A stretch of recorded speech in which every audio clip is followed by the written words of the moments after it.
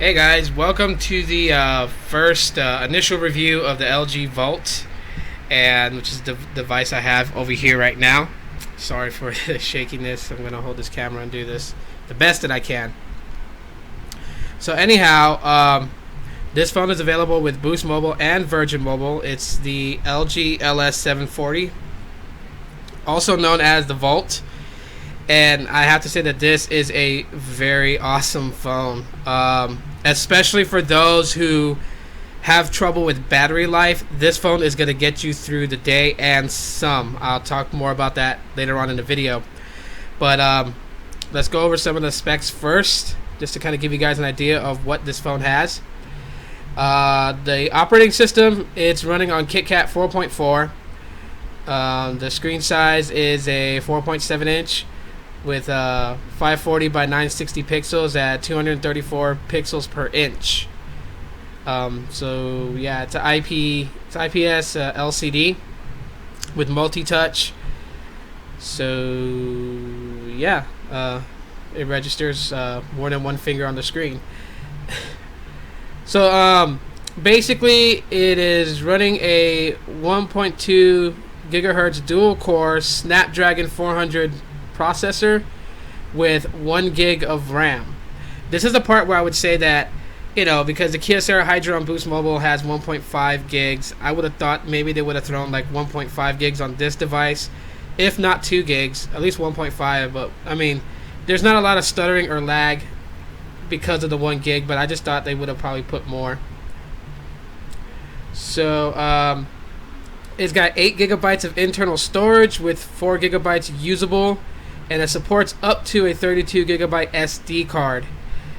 Now the battery size is a whopping 3000 milliamp hour battery, so that is huge, super huge. And I know this because my fiance is also known as the battery killer. She can put a phone through any test or whatever to see how well it fares up, and this device meets everything that she needs in the phone. So yeah, it does have 4G LTE, and it is Bluetooth capable. So yeah, it's pretty much the specs for that. Camera specs: it's got an 8 megapixel rear camera and a 1.3 megapixel front-facing camera. So this phone here retails right now with I believe Best Buy and Radio Shack for $149.99. It usually retails at $179.99, but right now it's on sale. Now, the phone actually is light. I'll tell you guys this much right now. It feels light. It's a lot lighter than my Kyocera Hydra. It's a lot lighter than compared to my Galaxy S2 and my HTC Desire 601. It's pretty light, which is a good thing because you don't want a heavy, bulky phone weighing down your pocket. So, to me, a good, durable built phone that is light is always a good thing. So back here you have the flash. There's the 8 megapixel camera in the back. LG logo, no Boost Mobile logo branding on it whatsoever. On the left side we got the volume rockers, volume up, volume down, right here. On the right side you have your power unlock button. The top you have a 3.5 millimeter headphone jack, and on the bottom you have your micro USB charge port. You have 2 cutouts, but only one of them is the speaker. The other one that you guys see right here, let me try to get that in the light, but the other speaker you see right there, it's just a cutout. There's no speaker behind it. It's not dual speakered, it's only one. And then next to that speaker is your microphone, and on the top over here you have a noise canceling microphone as well. The front up here you have your 1.3 megapixel camera, and you also have your proximity sensors. Down at the bottom you have a home button plus notification light around it. Let me get it lit up here. You also have a capacitive back and your capacitive and like a settings. I was gonna say recent apps, but it's different from my other phone. Yeah, you have settings, home, and then back. So refreshing the device is, because a couple of things that, like I said in the unboxing video, one of the things I really like about it is that you can theme the phone itself. Throw away chat heads real quick. There's the basic standard LG, and then there's this bunny fairy one, which gives you it's basically like, you know, when you go to different like you go to XDA to try and theme your phone using exposed modules and all that stuff. That's pretty much what this is. So like all the apps that it can theme is themed. Like you see, there's like a teddy bear on the calendar, bunny holding the camera, a geek bunny with the calculator pad, and it just goes on. The app drawer swipes left to right, so it's not a up to down scrolling. It's left to right, and it's quite refreshing. So we'll go into settings here, system settings, and we'll scroll down, and gosh, go away. My fiance's friend Alex and my friend Alex is messaging right now, so excuse the messages. So let's go to about.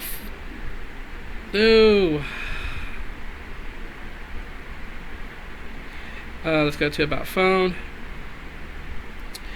and here we go. You can see like battery stats and all that stuff.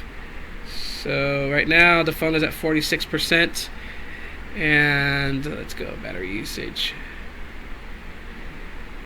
Let's see usage so far. Let's see if I can get my camera to focus in. 26 hours and 43 minutes already, and it's down to 46%. And you can kind of see like how it's gone down from about, right here it reads out 27 hours ago. It reads out, and that's the gradual drop in battery power, and it gives you a prediction of expected battery drop. So sorry, it kind of scrolled down. So yeah, battery life on this is tremendously good. I've seen it go 2 days, to be honest with you guys. 2 days before an initial charge. So my fiance is loving this phone because she doesn't have to charge it so much. She can initially just charge it up and then use it for like, you know, a day or two, and then have to charge it again. So this phone is really lasting her, and she can kill a battery with her gaming and stuff like that too. So, you know, playing things like Angry Birds Go, or some weird farming game. So anyways, it's on Android 4.4.2. so we're gonna go in here, show you guys a little Easter egg. Make the K spin, hold the K down, and it brings up Android 4.4.2 KitKat. Hold that, and you get the Easter egg where it shows all the icons from the past versions, like donut, eclair, jelly bean, ice cream sandwich, honeycomb, gingerbread. It shows all that. Now, of course, the camera I'm using to film this is my Desire 601, so like the quality is kind of crappy, so I'm sorry, but the screen itself is actually quite beautiful. I like the way it looks in sunlight, and, you know, in low light situations like here right now in my room. Let me see. Let me kick up some iHeartRadio so you guys can kind of hear how loud the speakers are for you real quick. And let's just let's see. Not a country person or anything like that. Let's go with some John Legend. Something nice and not too bad. Let's see. Insufficient data. Huh. That's odd. Let's see. What is this? 99.9 KEZ.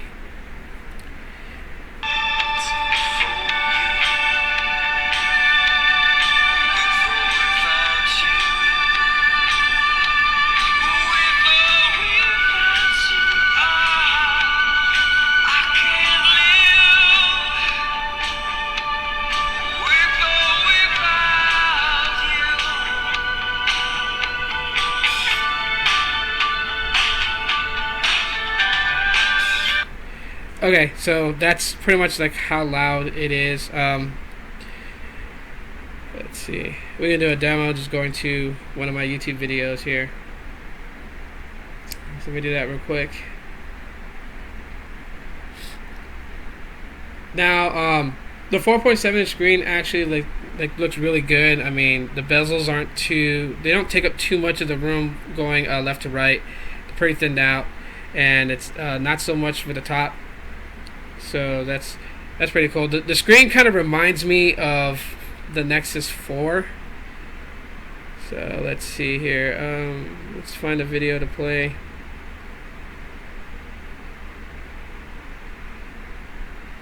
Let's go with a game that I'm waiting for to come out this year. So let's see.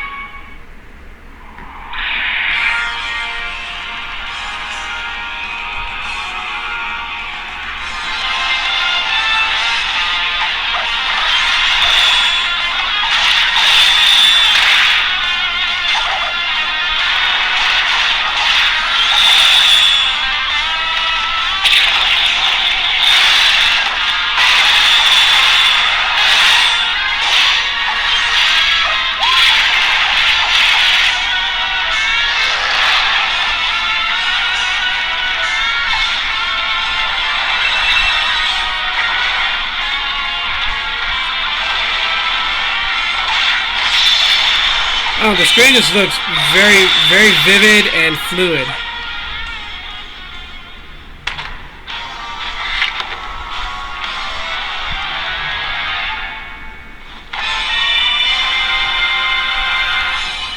That video is funny because it says it's not the final name, but it wound up being the final name. Waiting for that game to come out. Can't wait. Yeah, so that's like video quality, speaker quality. Let's go into camera. The camera is also quite good itself for 8 megapixels. So let's see. Let's take a picture of Domo.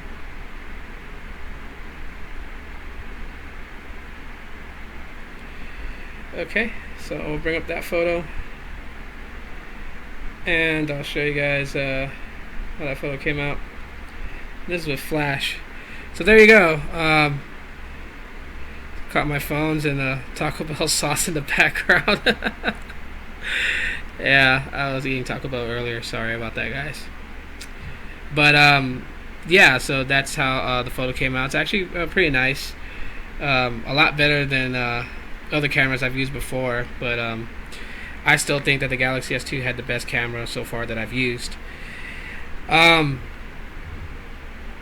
So anyways, the phone does have NFC.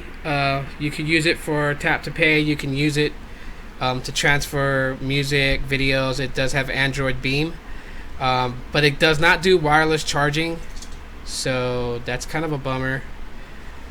But all in all, for $149.99, it's really, really good. Call quality is really good itself too. I've used it to make phone calls, and it's very clear. So I got very crystal clear calls. I could hear the person on the other end really good. They didn't have any problems hearing me. So that's really good itself. And one thing I'm really digging is the notification light around the home button. And that's pretty cool. As far as, like I said, like, you know, with apps and stuff like that, there's not really much of a stutter, even though it has like but it has 1 gig of RAM. It's not too bad. So that's all I'm going to talk about right now for the initial review. If there's anything else you guys want to know about the LG Vault, please leave a comment in the comment section of the video. And in about a month from now, when the first bill is due on this phone, I'll be doing the final review, where I'll basically touch base with everything. But yeah, that's basically it. And thanks for watching this review. If you guys like this review, or if it was informative, give a thumbs up. That really helps me out. If you have not subscribed, hit that subscribe button for more future videos, ROM reviews and things like that, root methods and etc. I appreciate all the new subscribers that have just recently subscribed. Thank you guys so much. Love you guys, and you guys have a great week. Stay tuned for the review of the Kyocera Hydro Icon. I'll be doing that video this Saturday. So until then, guys, thanks for watching.